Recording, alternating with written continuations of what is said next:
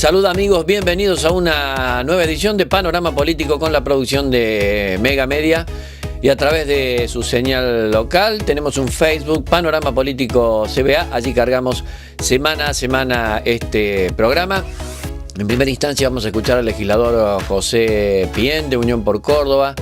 Él es el secretario general de los empleados públicos de la provincia de Córdoba, titular de una de las dos CGT regionales que hay en la provincia de Córdoba. Bueno, acaba de transcurrir un paro que ya habíamos, mencionado, y se viene otro paro el miércoles 29 de mayo, que en Córdoba tiene una connotación especial por cumplirse 50 años de El Cordobazo, aquella revuelta popular de los trabajadores y de los estudiantes que en cierta forma cambió el rumbo de la historia por entonces. Hablamos con el legislador José Pién para interiorizarnos acerca de cómo las CGT o las organizaciones sindicales se paran frente a este nuevo paro nacional. Y también fue motivo para hablar de qué va a pasar en materia salarial, qué va a pasar en materia de lucha en defensa de los trabajadores para el año 2019. Legislador, paro el 29 de mayo. Bueno, ¿qué opina?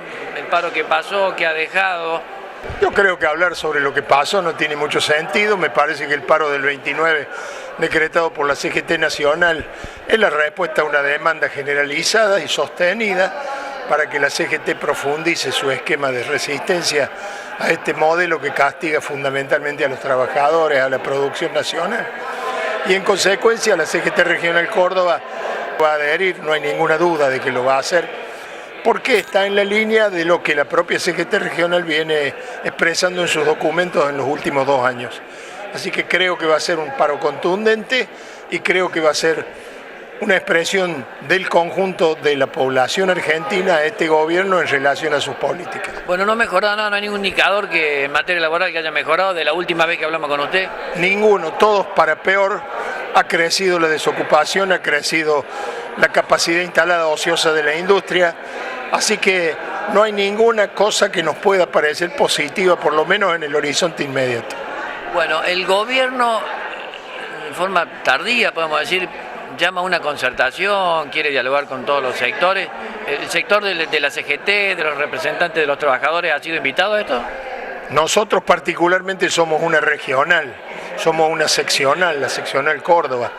No sabemos si la central de la CGT Nacional ha sido convocada o no, y si en su caso irá o no.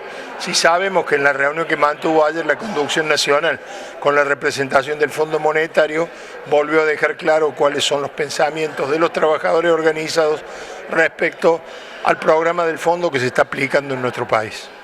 No le puedo dejar de preguntar por las elecciones. Bien, usted pertenece a la coalición que acompaña al actual gobernador reelecto y tendrá algo que opinar.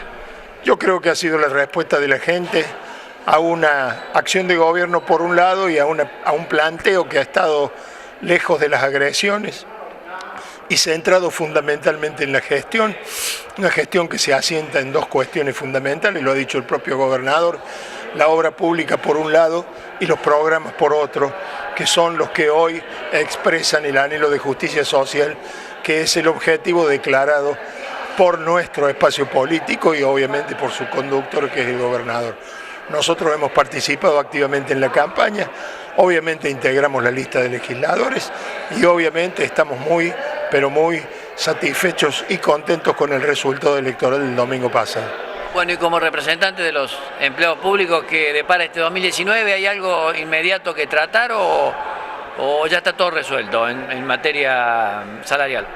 No, primero está vigente un acuerdo salarial que va a llegar hasta junio, que establece la aplicación de la cláusula gatillo. En junio nos tenemos que volver a sentar. Y por otro lado está el proceso del pase a planta de 4.800 trabajadores.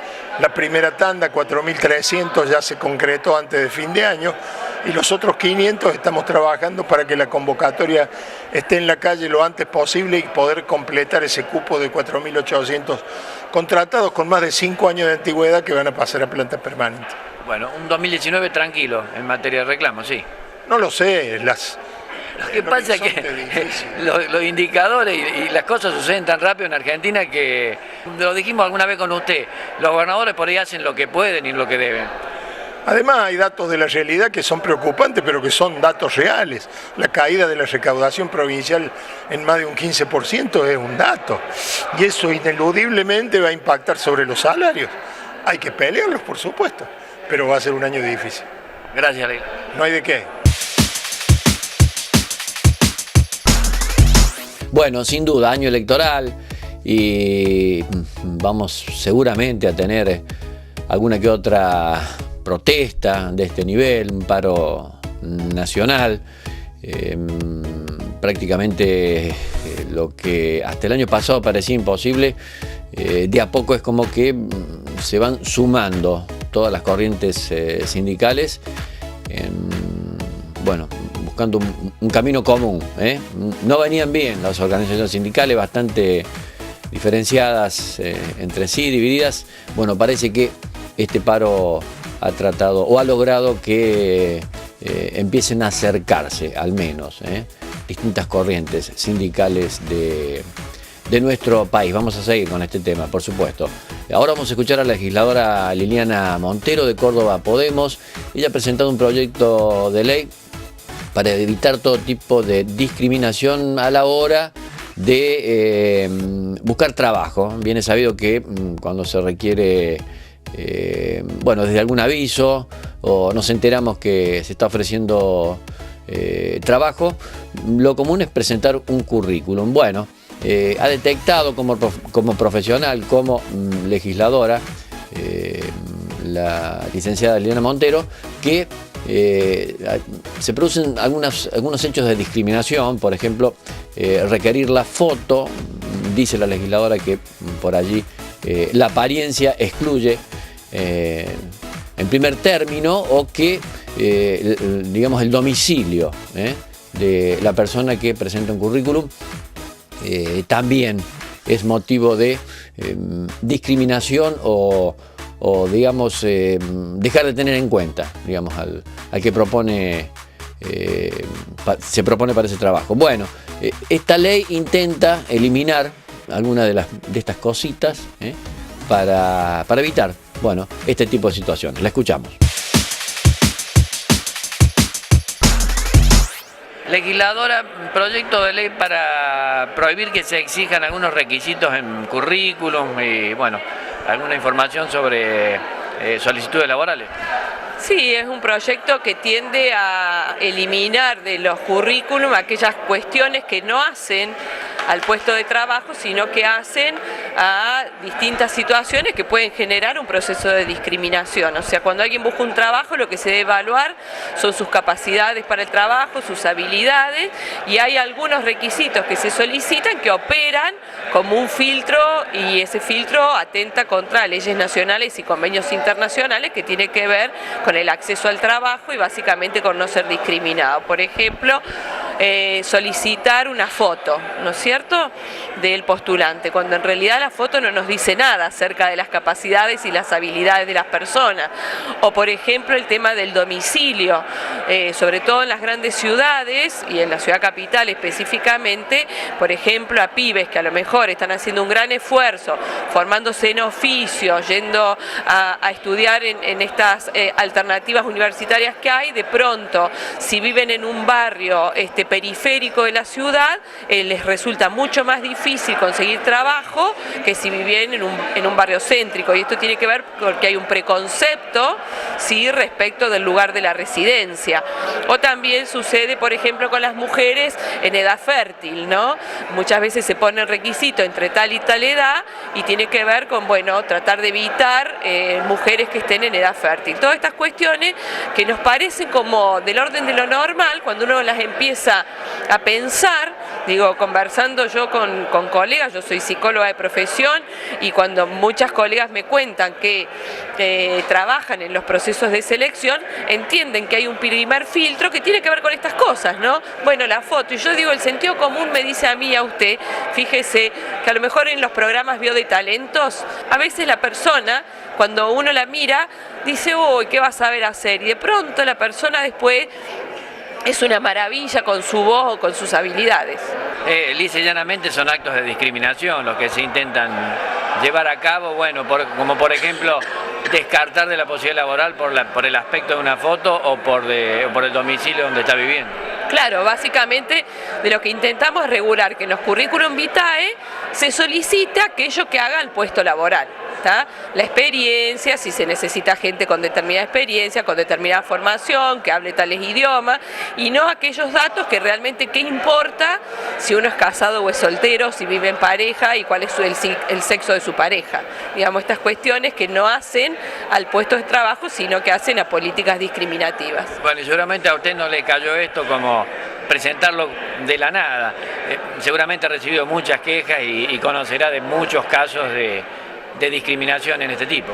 Dos o tres cuestiones. Una, como profesional he recibido obviamente en mi consultorio muchas situaciones, por ejemplo, de personas con obesidad, que frente a eso entienden que los discriminan o las discriminan por esa situación. Eso lo he visto de cerca en mi consultorio. En las consultas que hago con colegas que trabajan en empresas que se dedican a la selección de personal, me ratifican que efectivamente la foto en las oficinas de recursos humanos es el primer filtro. Y después me ha pasado a conversar sobre todo con muchos pibes jóvenes que me relatan esta situación de si ellos ponen el domicilio real, ese es un filtro que no pueden pasar. Bueno, legisladora, muchas gracias, esperemos que tenga suerte con este proyecto. Gracias a usted. Bueno, increíble, ¿no? Increíble que esto suceda quizás en nuestros pueblos.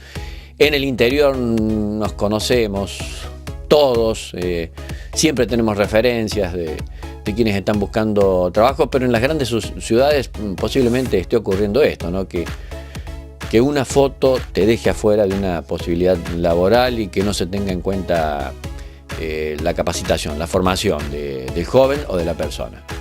Pausa en Panorama Político, ya continuamos.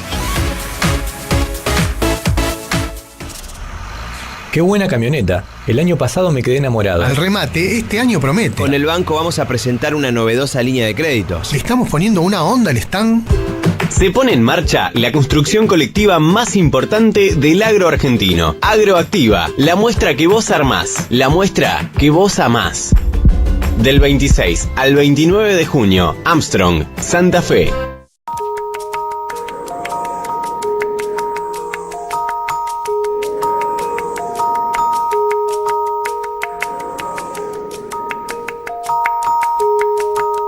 Su mejor opción. Obra social del personal de Luz y Fuerza de Córdoba.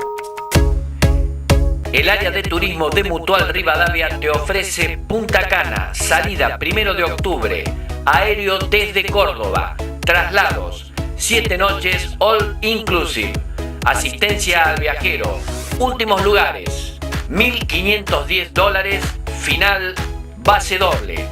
También te ofrece Hotel Casino Spa, Ancenusa de Miramar.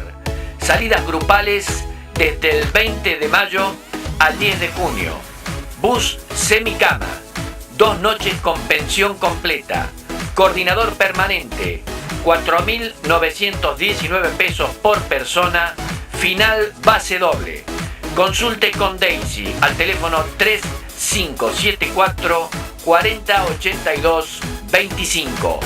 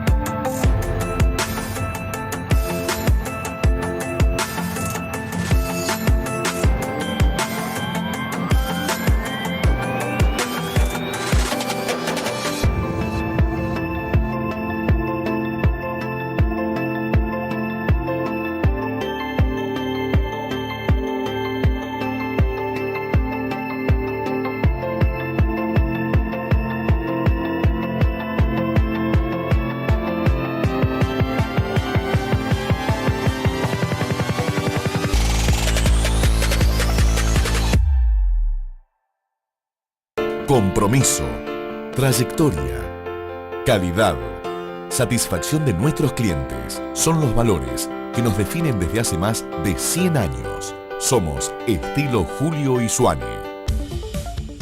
Hoy ofrecemos nuestro servicio premium de equipamiento para departamentos, ya sea una unidad o una torre completa. Tenemos la experiencia y la capacidad para hacerlo, porque sabemos de las necesidades del mundo actual y conocemos sobre los gustos de cada cliente. Podemos ofrecer una solución integral. La calidad, la variedad, el precio, la atención y el servicio postventa siguen siendo los factores determinantes, por lo cual nuestros clientes nos siguen eligiendo. Somos Estilo Julio Isuani. Todo en un solo lugar. En Mutual Esportivo Belgrano, con tu cuota social al día, participás y ganás. Sorteamos 550.000 pesos en efectivo. De abril a octubre se adjudican 34.000 pesos en efectivo por mes. En noviembre se adjudican 72.000 pesos en efectivo. Y en diciembre, la adjudicación especial de Navidad es de 240.000 pesos en efectivo. Con esta promo, todas nuestras filiales tienen premio. Asociate a nuestra entidad y gana con cuota al día. Más beneficios 2019.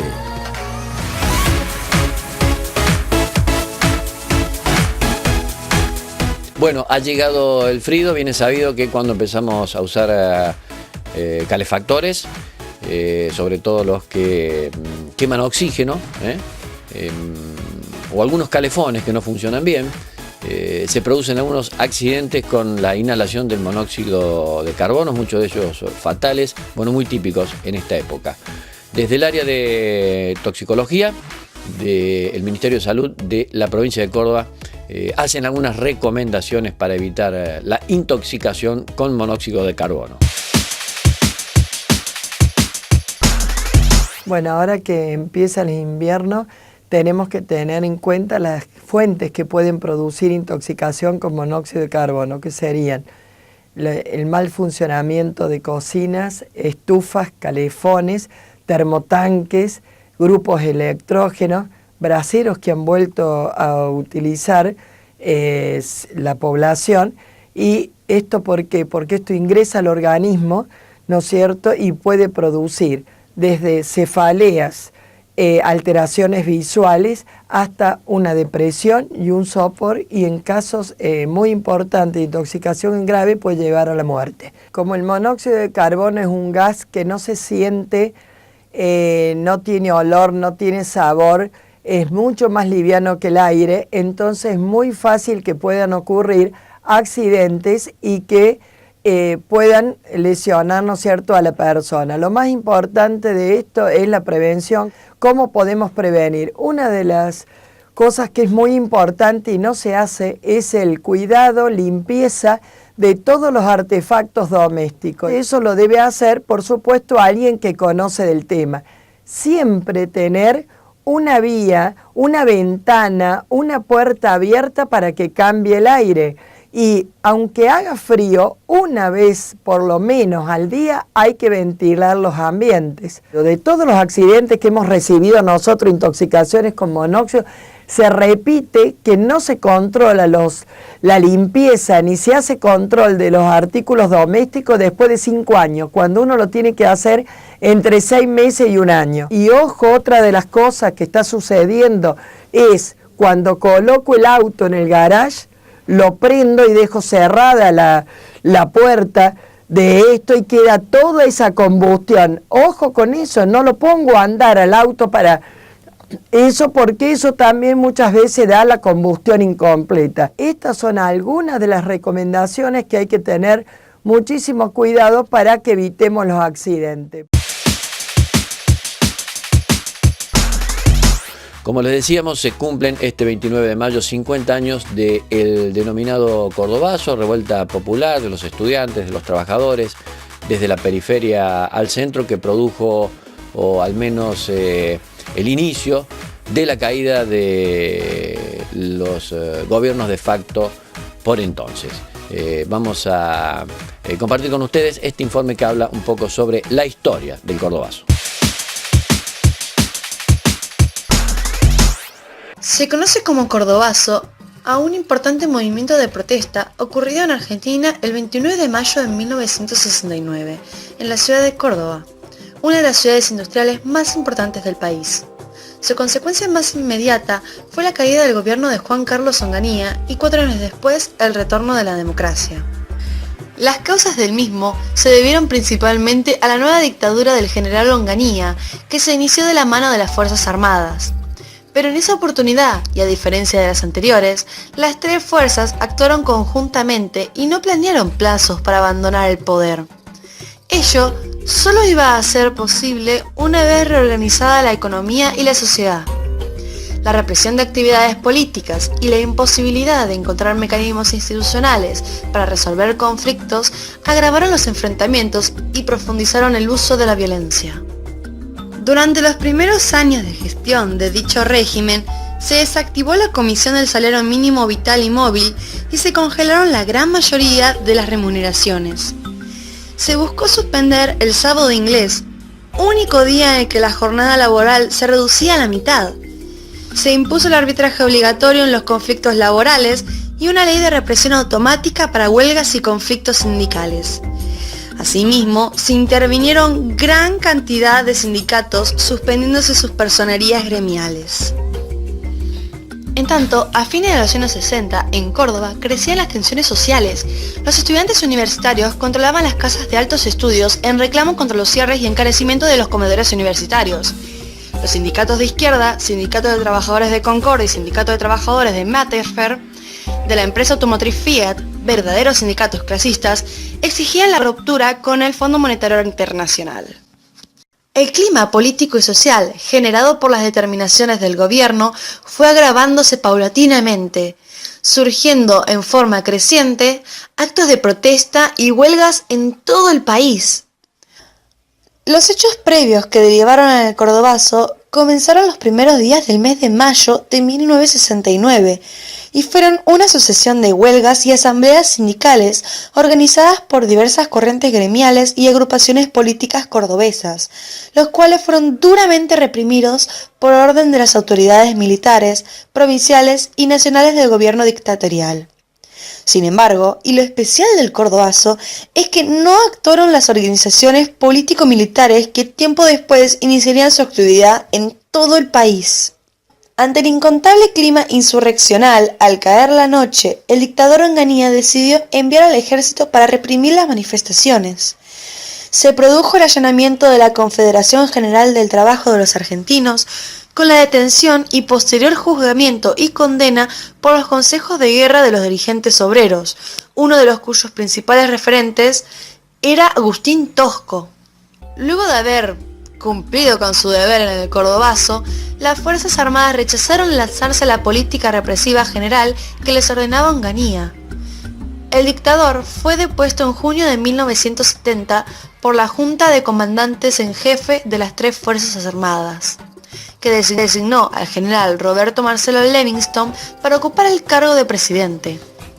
Por otro lado, desde la base, el Cordobazo tuvo un efecto multiplicador de manifestaciones violentas contra el gobierno militar y contra la burocracia sindical peronista en otras ciudades del país, y fue el punto de partida del resurgimiento de la corriente clasista en las fábricas.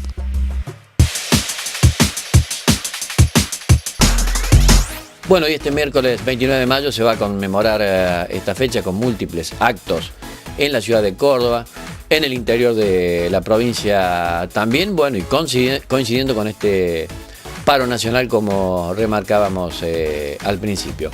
Ustedes saben que siempre se hacen homenajes a personalidades, a profesionales destacados de distintos ámbitos en la legislatura cordobesa.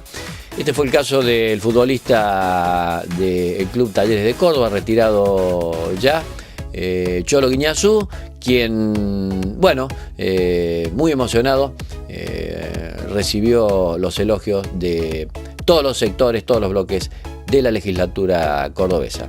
Al terminar este homenaje, hablábamos con él.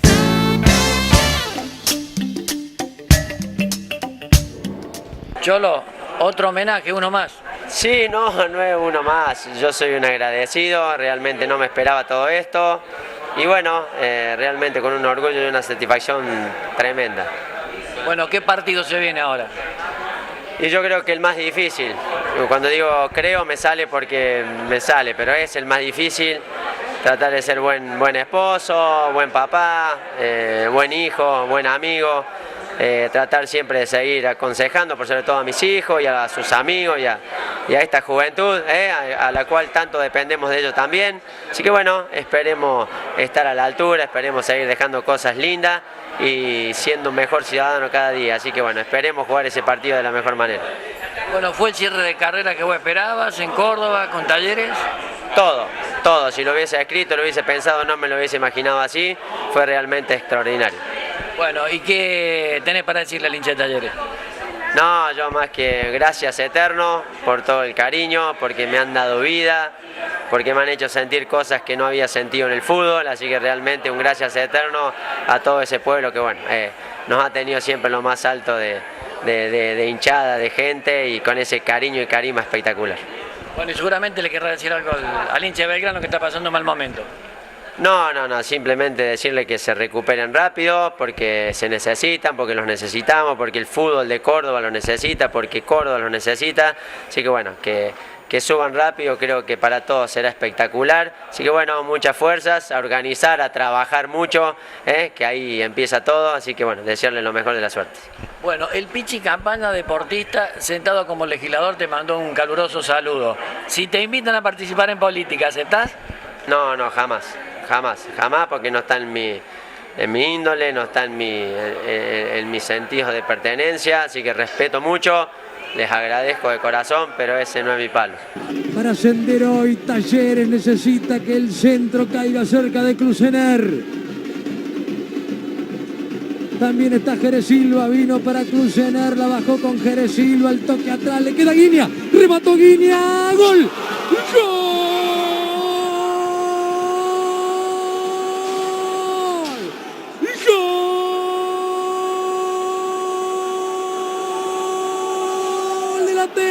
La T de primera, gol de Guiñazú, gol de ascenso, gol de campeón, gol de Talleres, Guiñazú, minuto 49, la gloria que viaja de Floresta a Córdoba, la gloria que viaja para la primera división, Guiñazú, emblema y figura del equipo de Kudelka, 2 para Talleres, 1 para el Boys. Guiñazú, emblema, figura, héroe para la T que vuelve a primera.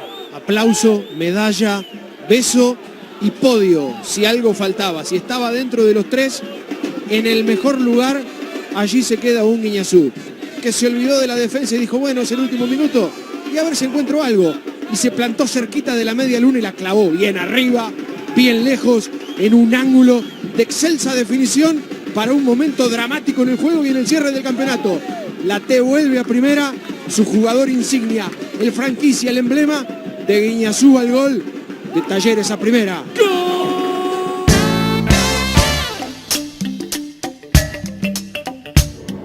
Clarito el Cholo dijo, la política no es mi palo, eso no. Bueno, no le van a faltar ofertas al Cholo, una persona muy querida, realmente un personaje muy querido, no solamente por la parcialidad del Club Talleres, sino por toda la gente, por donde ha pasado, ha dejado una buena huella.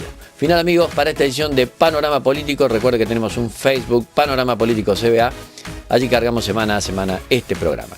Gracias una vez más por su compañía, nuestro reencuentro con ustedes será en 7 días.